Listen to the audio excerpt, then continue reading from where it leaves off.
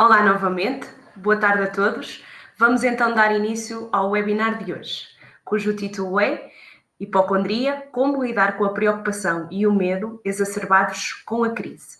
Antes de mais, quero deixar-vos a nota de que o webinar de hoje tem o chat aberto, disponível, para vocês poderem interagir, se assim o pretenderem, e da mesma forma que também poderão fazer perguntas, que vos peço que insiram literalmente abaixo da presente apresentação, pois na secção dos comentários será o local indicado para o fazerem, para que no fim da apresentação eu possa responder algumas questões que vocês queiram colocar. O webinar de hoje é sobre a hipocondria e temos que defini-la para também conseguirmos perceber melhor do que é que estamos a falar. Ainda assim, é importante vocês saberem quem eu sou. O meu nome é Maria da Luz Antunes e sou psicóloga clínica. Sou membro efetivo da Ordem dos Psicólogos Portugueses e estou completamente dedicada à NeuroImprove. Não só desempenho a função de psicóloga, como também sou responsável técnica da equipa e sou também gestora do controle de qualidade do tratamento.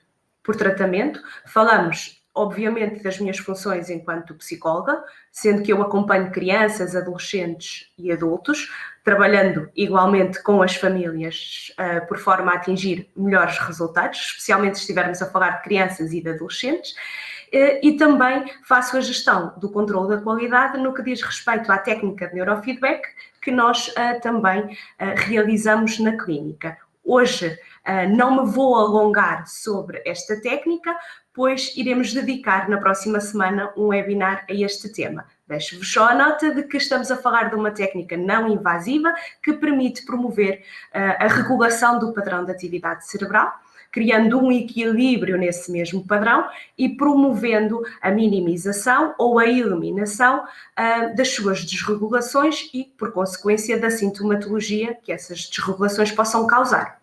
Em termos do meu percurso académico, eu sou mestre em Psicologia Clínica, no ramo da intervenção cognitiva ou comportamental nas perturbações psicológicas e da saúde, e sou também pós-graduada em Prática Clínica em Saúde Mental com crianças e adolescentes. Tenho várias formações adicionais, uma delas são técnicas de relaxamento, é uma formação em Mindfulness e técnicas de relaxamento promovida na altura pela Faculdade de Psicologia e Ciências da Educação. Fruto da minha pós-graduação, tenho também uma publicação subordinada à perturbação da ansiedade social, sendo importante deixar aqui a informação de que o meu estudo e a minha intervenção têm-se dedicado bastante às perturbações da ansiedade e também às perturbações que são mais frequentes nas crianças, como por exemplo a perturbação de hiperatividade e déficit de atenção. Sobre o tema de hoje, estes são os 4 pontos principais que eu vou abordar. Vou falar então das características da hipocondria, das limitações que esta perturbação traz. Vou também falar sobre as consequências que a crise que todos estamos a viver pode trazer para as pessoas que sofrem desta perturbação e dar algumas sugestões de estratégias para gerir a preocupação e a ansiedade. A hipocondria, ou a perturbação da ansiedade de doença, como se chama atualmente, é uma perturbação de sintomas somáticos. É uma perturbação caracterizada pela preocupação excessiva de ter ou vir a ter uma doença grave, mesmo que os sintomas da doença sejam ausentes ou, quando presentes, tenham apenas uma intensidade ligeira. Esta preocupação está sempre na nossa mente. Sendo excessiva, ela está dependente da interpretação errónea dos sintomas como sinal de doença e por sintomas falamos quer dos sintomas visíveis no corpo, como por exemplo uma mancha ou a tosse, como falamos também das sensações, por exemplo a sensação de cansaço ou de dificuldade em respirar. Esta preocupação não diminui com exames, nem com as tranquilizações do médico e desencadeia uma atenção seletiva aos sintomas no corpo e também, então, um alerta perante o perigo, o medo de ter uma determinada doença. Quando preocupados, tendemos a ficar ansiosos e a ansiedade, fruto da hipocondria, depende destes fatores. Depende da probabilidade de ter ou não a doença, portanto, dos cálculos probabilísticos sobre ter uma dada doença, sobre a percepção das consequências dessa mesma doença ou das competências internas próprias para lidar com a mesma e também da leitura das variáveis externas que possam ajudar à gestão da doença, caso ela se venha a confirmar.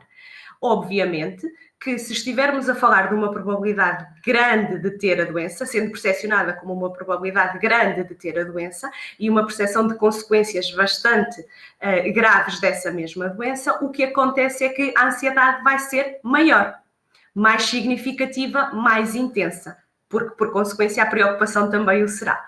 Por outro lado, se a pessoa que sofre de hipocondria perceber que tem competências, que as consequências não são tão graves assim e que equaciona que tem determinadas variáveis externas que a podem realmente ajudar a lidar com a mesma, esta ansiedade já não vai ser tão significativa e sim mais adaptativa no lidar com a doença. Existem dois tipos de comportamentos associados à hipocondria.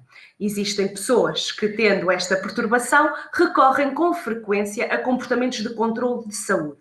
Por comportamentos de controle, falamos em verificações frequentes no corpo, nos sintomas visíveis e nas sensações, para então perceberem melhor o que se pode estar a passar com elas.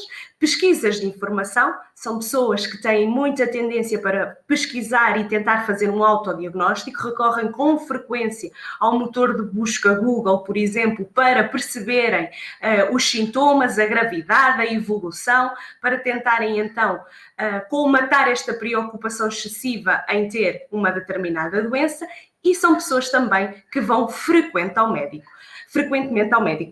Elas fazem um pedido de análises e de exames bastante elaborado, fazem-no com frequência, chegam até por vezes a deteriorar a sua relação com o médico que as acompanha, e também há aqui alguma tendência para fazerem o exercício de percorrerem vários médicos até encontrarem uma resposta que possa ser mais satisfatória. Mas como já referi há pouco, não significa necessariamente que a pessoa fique tranquila. Por outro lado, temos então o outro grupo de pessoas que sofrem desta perturbação, mas que tentam fugir dela. O medo é o mesmo, a preocupação é a mesma, mas há uma relutância em procurar ajuda médica. Tentamos não ir a hospitais, tentamos não ir procurar os médicos, independentemente da especialidade, tentamos não procurar informação e, curiosamente, apesar de temermos ter uma doença, não temos os estilos de vida mais saudáveis. Por exemplo, evitamos fazer exercício físico se considerarmos que ele poderá ativar o nosso ritmo cardíaco e depois podermos recear fazer essa interpretação como sendo sinal de uma doença desse mesmo foro. Obviamente que esta perturbação traz limitações. Nós podemos considerar que a ansiedade com a saúde é algo que todos temos, que é algo que é protetor, funcional e universal. É normativo nós nos preocuparmos com o nosso bem-estar físico e psicológico. Por outro lado, quando esta ansiedade vem fruto de uma preocupação excessiva, também ela se torna exacerbada, torna-se disfuncional. É uma experiência que nós consideramos ser inapropriada porque não nos causa qualquer tipo de conforto, muito pelo contrário, não nos deixa sequer mais tranquilos e é limitadora, quer nos domínios social, como no social, familiar, profissional, mas também no domínio ocupacional. Estas pessoas que sofrem de hipocondria têm muito a tendência para causar um forte impacto nas suas relações sociais e familiares, porque todos os temas de conversa rodam à volta destas mesmas dúvidas, destes mesmos medos de ter uma determinada doença. A nível profissional, são também pessoas que faltam muito ao trabalho, porque vão frequentemente ao médico, têm frequentemente análises para fazer, e são pessoas também que, quando estão a trabalhar, não conseguem ser tão produtivas, tão eficazes no desempenho das suas funções, porque estão preocupadas, sim, o seu alerta está realmente na sua saúde, nos seus sintomas somáticos, no seu corpo. As consequências da hipocondria perante a crise que estamos a viver são também exacerbadas, como em outras perturbações que nós apresentámos em vários webinars que já fomos realizando. Na hipocondria, se existe este medo e esta preocupação excessiva em vir a ter uma doença ou ter uma determinada doença, perante o perigo real que vivemos agora, de efetivamente podermos ficar infectados com o coronavírus, acontece que as pessoas aumentam o seu autofoco, já aumentam a atenção seletiva para os seus sintomas, especialmente aqueles que estiverem associados à doença, à infecção pelo vírus, e questionam-se: será que tenho este vírus? E se o tiver, estarei em perigo de vida? Estas pessoas também são bastante sugestionadas pela informação que veem, seja ela fidedigna ou não. E, portanto, veem nas notícias, as imagens que veem também não são as mais apelativas no sentido do bem-estar e, portanto, ficam ainda mais sugestionadas, logo mais preocupadas, logo mais ansiosas. Este exercício de fazer a pesquisa, que vem na intenção de estarem mais informados, não necessariamente acalma a preocupação, muito pelo contrário, e o mesmo acontece na ansiedade. Há um exacerbar dos sintomas que são percepcionados e ainda mais se equacionarmos que, perante a evolução da pandemia, começam a existir casos cada vez mais perto de nós, ou mesmo, infelizmente, claro, na nossa família. Estas pessoas, neste momento, têm o alerta perante o perigo, perante as sensações internas e perante os sintomas visíveis, ainda mais evidente. Se ele, anteriormente a esta questão que todos estamos a viver, já era bastante excessivo, agora ainda mais. Qualquer tosse, qualquer estado mais febril ou mesmo uma febre, qualquer sinal de dificuldade em respirar é rapidamente transformado em pensamento como sendo um sinal efetivo de que a pessoa está infectada com o vírus. E, portanto, as verificações, devido também à atenção seletiva, estão ainda mais evidentes. Vamos mais vezes passar mais tempo a procurar no nosso corpo o grau de intensidade com que estamos a experienciar, por exemplo, estes 3 sintomas, que são aqueles que estão mais associados ao Covid-19. Ou seja, se nós percepcionarmos que não temos qualquer sintoma, ou ele, de um grau de 0 a 10, até está com uma intensidade ligeira, um 1 ou mesmo um 2, o facto de nós colocarmos a nossa atenção seletiva e o nosso autofoco nos nossos sintomas vai exacerbá-los em percepção e vai transformar esse 1 ou esse 2 num 8, num 9 ou mesmo num 10. Embora na realidade o sintoma não seja tão significativo assim, o facto da atenção ser dirigida para esse perigo, para esse sinal no corpo, visível ou não, vai exacerbar o estado de preocupação e também de ansiedade.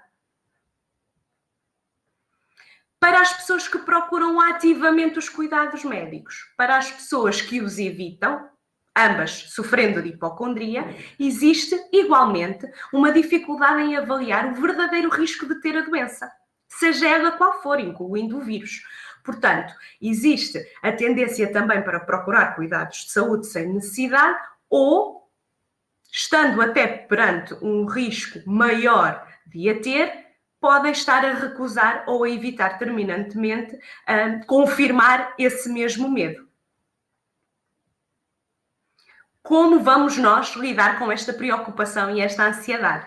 Nós, pessoas que não têm diagnóstico, nós, pessoas que sofrem de hipocondria. Portanto, as estratégias que agora vou sugerir são estratégias que são universais, tendo em conta que todos nós estamos mais ansiosos, mais preocupados com a nossa saúde. Como eu estava a referir no início, todos nós temos ansiedade perante a nossa saúde, todos nós nos preocupamos com o nosso bem-estar, mas também vamos ter aqui algumas sugestões de estratégias mais dirigidas às pessoas que sofrem de hipocondria. Será esse o intuito do webinar de hoje, em boa verdade. Seja como for, e independentemente do nosso grau de preocupação, é importante ver sempre com clareza os nossos pensamentos e as nossas sensações. Se há aqui uma tendência para fazer verificações mais frequentes, como eu estava a dizer, é importante que elas sejam lidas de uma forma mais realista, para não exacerbarmos em percepção aquilo que na verdade estamos a sentir. A mesma coisa com os pensamentos. Os pensamentos que surgirem associados ao Covid-19 têm a tendência para ser bastante catastróficos, por causa da probabilidade de se ter esta doença, se lhe posso chamar assim, e, portanto, existe aqui uma atenção que vai estar muito ativa perante qualquer pensamento que esteja associado ao vírus.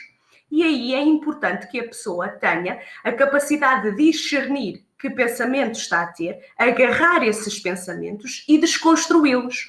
Desconstruí-los para os poder construir novamente, para os poder reestruturar. É importante pegar nos pensamentos que são catastróficos ou que são mesmo dicotómicos. Tudo ou nada está agora a funcionar de uma forma bastante forte na nossa mente, mas é importante fazer este exercício de procurar ver a informação de uma forma mais realista, a partir, obviamente, de fontes fidedignas, para que não sejamos sugestionados de uma forma errónea, já que temos a tendência para fazer a preocupação, para desencadear uma preocupação excessiva e errónea relativamente aos nossos sintomas, daí ser tão importante procurar informação que seja efetivamente verdadeira e útil, e é importante também considerar, tendo em conta os pontos que eu falei que estão associados aos graus de ansiedade maior ou menor, para gerir aqui as probabilidades de efetivamente estarmos ou não infectados. É óbvio, e infelizmente eu não vos posso dizer que a probabilidade de nós não termos o vírus seja 0%, mas se nós incorrermos em todas as medidas que nos estão a ser solicitadas, impostas e propostas, nós vamos conseguir minimizar o mais possível a probabilidade de vir a contrair o vírus. E assim sendo, embora não seja o tal 0, ele também não tem que ser 100. E isso ajuda-nos a lidar melhor com a preocupação, porque estamos a vê-la, estamos a recebê-la, mas estamos a vê-la de uma forma mais otimista, ainda que realista. Assim, também é importante procurar evidências da nossa capacidade para lidar com a situação. As pessoas com hipocondria, muitas vezes na sua história de vida, provavelmente verificaram várias vezes se tinham ou não uma determinada doença e esse medo nunca se confirmou. Portanto, o alívio que sentiram na altura também tem que ser algo ativado agora para conseguirem melhor lidar com este perigo verdadeiro, com este perigo real. Porque esse exercício de procura de outros desafios associados a este medo, que não foram corroborados, também nos ajudam a perceber competências para lidar com a situação. E mesmo que, na pior das hipóteses, tenham sido corroborados, eles também nos mostram que nós temos competências, que nós temos recursos, que nós somos capazes de lidar com o Covid-19.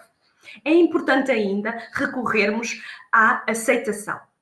Aceitação de que não controlamos esta pandemia sozinhos, que existe efetivamente um conjunto de medidas que nós devemos fazer sozinhos, pelo nosso bem, pelo bem dos nossos e pelo bem do próximo, mas não é um trabalho que permita resultados se apenas uma pessoa fizer. Neste momento, nós estamos a funcionar como os mosqueteiros, todos por um. Temos que cuidar de nós para também podermos cuidar da outra pessoa que nós tanto gostamos e assim sucessivamente.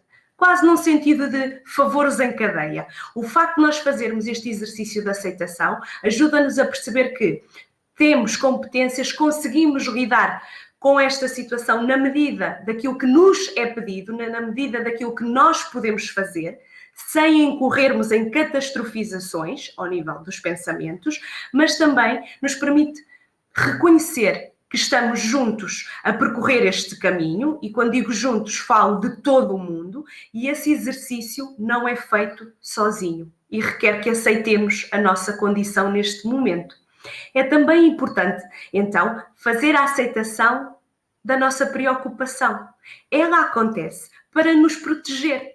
Os pensamentos sobre termos ou não a doença, termos ou não o vírus, os pensamentos de como é que vamos lidar caso aconteça, são preocupações pertinentes porque nos ajudam a conseguir adaptar melhor as nossas rotinas e as nossas tarefas, as nossas funções em casa neste momento, com tantas funções que temos acumuladas num mesmo minuto, e isso ajuda-nos também a não ficarmos tão assustados quando estes pensamentos de medo surgem, e sim mais aptos a conseguir trazer bem-estar ao nosso dia-a-dia, levando um dia de cada vez também e considerando esta proteção na sua função adaptativa de proteção perante este alerta de perigo, este alerta que vem mexer com o nosso medo e com os nossos sinais mais primitivos de sobrevivência.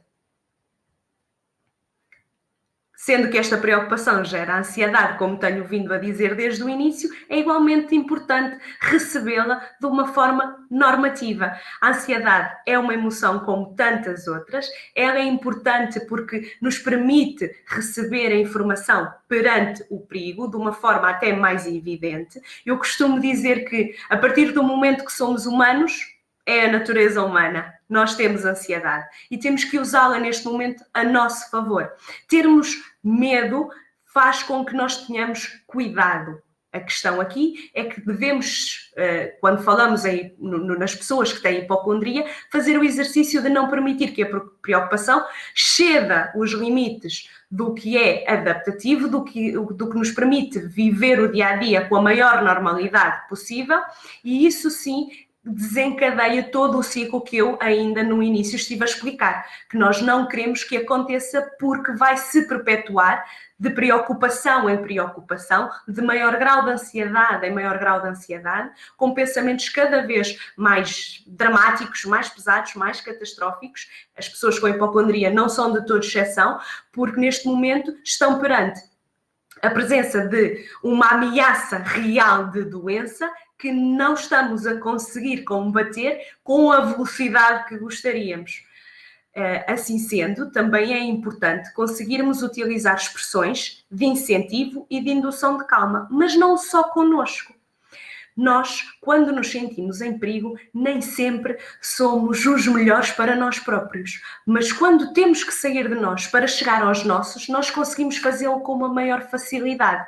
Porque a nossa afiliação, o nosso amor, o nosso carinho para com a nossa família, para com os nossos amigos, por exemplo, faz com que, mesmo que estejamos a ter um dia em que não estamos a conseguir ser o mais positivos ou irrealistas, claro, do que comparativamente àquilo que gostaríamos, a verdade é que quando estamos a cuidar dos nossos, conseguimos fazê-lo com uma maior facilidade. Da mesma forma que ninguém é bom julgador em causa própria, também acontece aqui o exercício oposto de que nós conseguimos ser sempre melhores quando é para os outros, e devemos usar isso em nosso favor, e se for recíproco, estamos a cuidar de todos nós. Para as pessoas que procuram ativamente cuidados de saúde, esta obviamente não é a melhor altura para o fazer. Reparem que se as pessoas vão procurar cuidados de saúde sem necessidade, ou se, por exemplo, tendo até alguns sintomas, não recorrem aos trâmites que foram solicitados, nomeadamente começar por um contacto para a saúde 24, vão efetivamente expor-se ao risco. O medo de ter a doença ou de depois de sair à rua e ir ao médico voltar para casa com a doença são igualmente muito fortes e, portanto, a pessoa deve realmente usar a preocupação para se proteger, mas também para ver de uma forma verdadeira quais são os melhores passos que deve tomar pelo seu bem e pelo dos outros. Para as pessoas que, de igual modo, têm muita tendência para fazer as verificações no corpo, que eu já expliquei que fazem este exercício de trazer uma atenção autofocada para os sintomas que acaba por exacerbá-los, sem ser necessariamente verdade que eles estejam a crescer ou a evoluir em intensidade, é algo que não deve ser feito agora. Uma pessoa que esteja a cumprir a quarentena, que esteja a cumprir o isolamento, que não tenha saído de casa já há, 15 dias, e se não tem qualquer tipo de sintoma, será efetivamente muito difícil estar infectada. A probabilidade não será assim tão grande. O que é que temos então aqui que verificar também? É que a necessidade de estar sempre a analisar o corpo deixa de ser produtiva e sim limitadora. Portanto, há aqui um exercício de equilíbrio entre a monitorização da saúde, perante a ansiedade com o nosso bem-estar, aquela ansiedade boa, mas há também então que ter este equilíbrio para não executar verificações excessivas, ou ainda mais excessivas agora, para as pessoas que sofrem de hipocondria e que só vão exacerbar a percepção e vão trazer o ciclo da preocupação excessiva e da ansiedade. Assim sendo, é importante realizar o relaxamento e a respiração diafragmática. Estas duas estratégias são universais, servem para todas as pessoas, independentemente do diagnóstico, porque são estratégias que permitem pensar melhor devido ao potenciar, à capacidade de potenciar os níveis de oxigenação em todas as células do corpo, no facto de conseguirem deixar os músculos mais aptos a responder às demandas do cotidiano, mesmo com as diferenças que agora há perante o teletrabalho com os filhos em casa, ou com outras pessoas que precisamos de cuidar, um avô, uma avó. Este exercício de relaxamento até é uma atividade que se pode fazer em família e que permite trazer calmia para o corpo, para os músculos, diminuir a tensão muscular que tão frequentemente acontece perante um estado de ansiedade. E a mesma coisa para a respiração diafragmática. Ela trabalha nos músculos, ela trabalha na pele, ela trabalha na respiração, ela trabalha na nossa capacidade de pensar. Portanto, deve ser feita, devemos investir nela para conseguirmos lidar melhor com um dia de cada vez.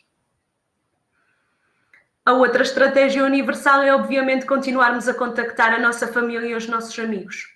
Temos saudades, temos muitas saudades, temos saudades de abraçar, temos saudades de estar com eles, temos saudades de brincar e, neste momento, protegê-los e protegermos o nosso corpo passa por não estarmos juntos. Temos as tecnologias a nosso favor e que devemos então investir nelas, nem que seja para fazer uma chamada rápida e dizermos que gostamos muito deles. As rotinas, igualmente, devemos todos manter rotinas saudáveis, a higiene, sono, alimentação, exercício físico, é algo que temos abordado também em todos os webinars porque é realmente importante, ainda mais quando estamos a falar de perturbações que desencadeiam pensamentos irrealistas, ou neste momento, apesar de serem mais verdadeiros, a probabilidade é sobrevalorizada e, portanto, as cabeças que não estão a conseguir dormir bem ou que não estão a ter um padrão de sono o mais normativo possível, bem como um padrão alimentar adequado, saudável, são mentes que têm neste momento uma maior dificuldade em pensar, que estão mais suscetíveis à preocupação, que estão mais suscetíveis à ansiedade, porque fazem este exercício cíclico, peço desculpa, de procurar pistas, de procurar perceber se estão ou não infectadas e têm depois dificuldade em fazer uma leitura de todo o que está a acontecer de uma forma que lhes permita trazer calma e também tranquilidade para o seu dia-a-dia. Ser criativo e tentar fazer coisas diferentes é igualmente importante. Neste momento podemos utilizar os tempos que temos de lazer, de pausa, de descanso, para tentar fazer coisas claro que de forma segura, que não tínhamos feito nunca, ou que sempre quisemos experimentar e não conseguíamos, porque não tínhamos tempo, podemos agora gerir as nossas vidas de maneira a tentarmos fazer coisas diferentes, a investir em estar com os nossos filhos, por exemplo, com brincadeiras mais criativas, isso também de certo nos ajudará. Por fim, e algo que eu costumo dizer sempre, nenhum psicólogo está livre de precisar de ajuda. Nenhuma pessoa está livre de precisar de ajuda.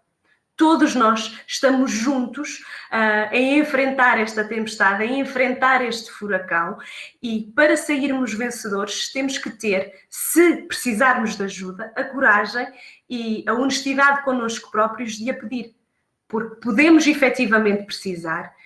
Temos que desmistificar a necessidade de precisarmos de ajuda.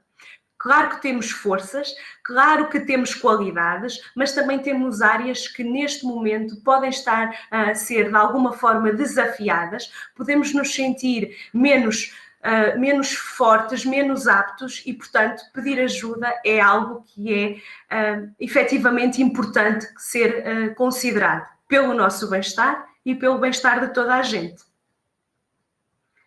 Dou por terminado o webinar de hoje, no sentido em que a apresentação está feita.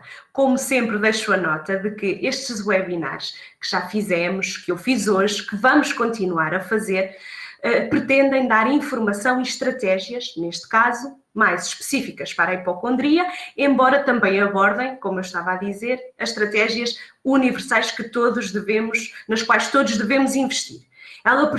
Os webinars pretendem expor informação, mas sem deixar as pessoas de algum modo desconfortáveis. E é por isso que, embora o chat esteja então disponível e tenha estado disponível, tal como uma secção para os comentários e as questões, vocês têm na mesma aqui o meu e-mail, maria.antunes@neuroimprove.pt, e eu aguardo as vossas questões. Se vocês quiserem enviar-me alguma, peço-vos questões diretas, as quais eu vou responder com a maior brevidade possível. Eu aguardarei as vossas questões até ao final do dia de hoje e prometo responder assim que conseguir.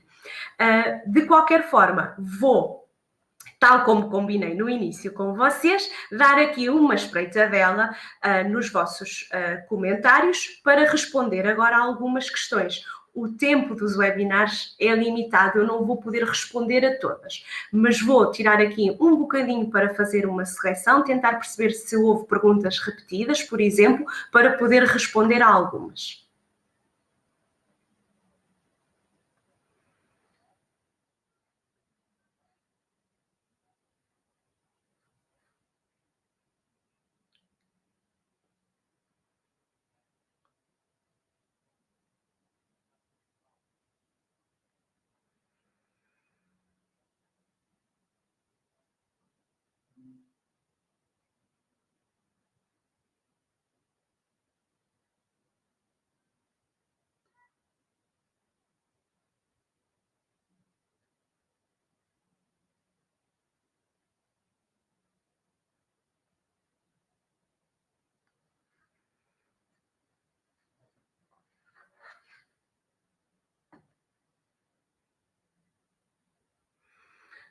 Muito bem.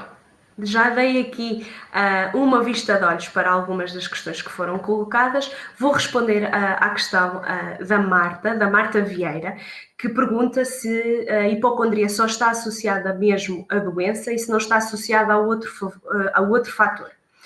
Obviamente que a hipocondria pode ter outras questões comórbidas, da mesma forma que ativa a ansiedade também pode, por exemplo, ativar uma sintomatologia depressiva, isso até é bastante comum, mas o medo principal, a preocupação principal e que desencadeia os comportamentos menos adaptativos, quer os excessivos de procura de ajuda, quer os de evitamento de ajuda, estão associados ao temor, ao receio, ao medo de ter uma determinada doença.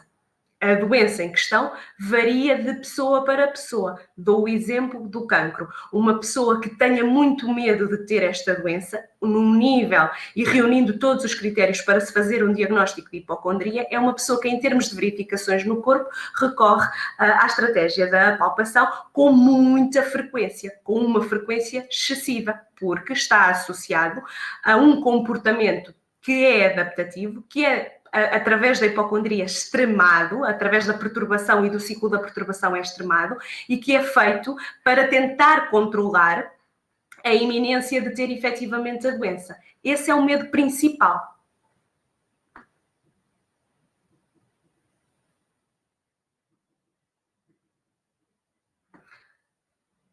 Aproveito aqui para também responder a duas questões da Cátia Gonçalves. Eu tenho aqui a questão de que uma das estratégias que partilhei foi efetivamente reestruturar os pensamentos, clarear os pensamentos. E a Cátia pergunta como é que isto é feito em termos práticos. Muito bem. Seja para esta perturbação, seja para outras, Cátia, aqui a questão de reestruturar os nossos pensamentos passa por realmente ouvirmos os nossos sinais de alerta. As preocupações surgem, os pensamentos são automáticos, eles surgem na nossa cabeça, como eu costumo dizer, e a partir do momento que os apanhamos, devemos, lá está, ouvi-los e depois ativar uma leitura mais realista da situação. Por exemplo, ontem tive que sair à rua e tive que ir ao supermercado fazer as compras do mês, para não ter que sair de casa tão cedo, já que me pedem para realmente estar em casa o máximo tempo possível, como medida preventiva e de proteção, claro. Sempre que nós saímos à rua, neste momento, quando voltamos a entrar, ficamos muito ativados por causa do medo de estarmos ou não infectados. Até costumam dizer que o relógio começa a contar de novo perante uma possível incubação do vírus. Quando a nossa cabeça diz, será que fiquei infectado? Será que alguma coisa que eu comprei tem o vírus? Nós temos que ativar a probabilidade. O pensamento probabilístico, mas de uma forma mais real, ajuda a minimizar. Se nós tivemos os devidos cuidados enquanto estávamos a fazer as compras e se nós em casa tivemos todos os cuidados também quando entramos, relativamente à higiene, à questão das mãos, ao tocar na cara, por exemplo, a probabilidade de estarmos infectados não é assim tão grande. Portanto, podemos dizer este tipo, apresentar a nós mesmos, falar com os nossos botões, apresentar este tipo de raciocínio para não deixarmos que a preocupação continue ali de forma recorrente e latente a dizer será, será, porque esta dúvida transforma-se num consumidor de tempo, num consumidor de energia e não nos deixa continuar o dia ou os próximos dias com uma maior qualidade e com maior bem-estar. Relativamente às expressões de incentivo e de indução de calma, e respondendo aqui à sua segunda questão, quando pergunta se ao utilizarmos esse tipo de expressões, se não estamos a reforçar a tendência de ignorar a possibilidade de termos efetivamente a doença, isto liga-se àquilo que acabei de dizer. O pensamento probabilístico ajuda-nos a ler as situações com uma maior veracidade. E se nós percebemos com uma maior veracidade, volto a dizer, que a probabilidade aumentou um pouco, que o sintoma efetivamente de febre, por exemplo, está a acontecer, não estamos a conseguir baixar a temperatura para uma mais normativa, para aquela que é habitual no nosso corpo. Estas induções, estas expressões de indução de calma servem para nós conseguirmos também agir de uma forma que não seja dramática, porque o primeiro passo não será sair de casa, pegar no carro e ir para o hospital. Será sim estarmos mais calmos para conseguirmos pegar no telefone e telefonarmos para a Saúde 24 para eles nos dizerem quais são os próximos passos que devemos tomar ou qual é a monitorização que devemos fazer. É para isso que elas servem, para que não entremos num ciclo catastrófico que nos impeça de tomar as melhores decisões pelo nosso bem-estar, não para ignorarmos o que está a acontecer.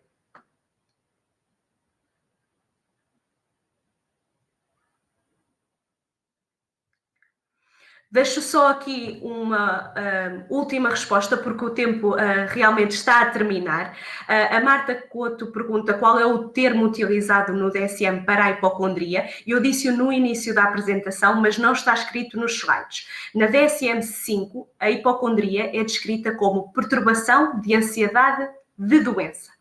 Tem todos os critérios, epidemiologia, prevalência e outras informações pertinentes para quem quiser fazer essa pesquisa. Atenção, para as pessoas que sofrem de hipocondria, não é aconselhado fazer a pesquisa no DSM, porque ela vai desencadear a preocupação e a ansiedade, e acabamos de ver que esse investimento na pesquisa de informação, apesar de ser uma fonte fidedigna, não é a melhor estratégia para uma pessoa que seja leiga, mas que tenha este medo excessivo de ter ou vir a ter uma doença, deva efetivamente realizar. Eu dou por terminado o webinar de hoje. Sou grata pela vossa atenção. Mais uma sexta-feira estamos aqui reunidos. Obrigada. Vemo-nos em breve. Estejam atentos aos nossos webinars. Lançaremos mais na próxima semana. E desejo-vos um excelente fim de semana. Obrigada e até à próxima.